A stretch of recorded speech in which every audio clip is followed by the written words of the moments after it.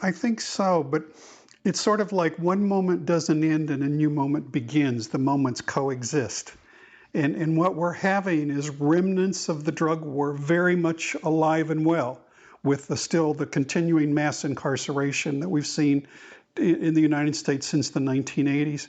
And yet, right beside that, we're seeing this much larger mobilization of resources that are focused on compassion and care as opposed to control and punishment. And yet the contradictions in our country are those are coexisting side by side.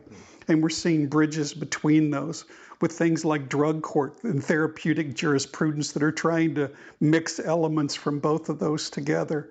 So I think in the transition, we're going to see a lot of crazy contradictions coexisting.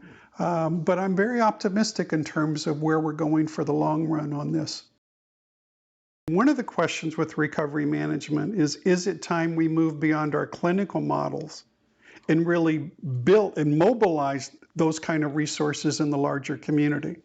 So it's not a question of how do we redesign treatment per se, but really a larger question of how do we build recovery space, or what we're calling recovery landscape, in the larger community, where people can actually live a life in recovery of high quality and experience that kind of camaraderie and that sense of connection and community as people in recovery. And that's happening, and it's particularly happening in communities of color that are really kind of showing us the way about how to do that abstinence-based cultural revitalization process.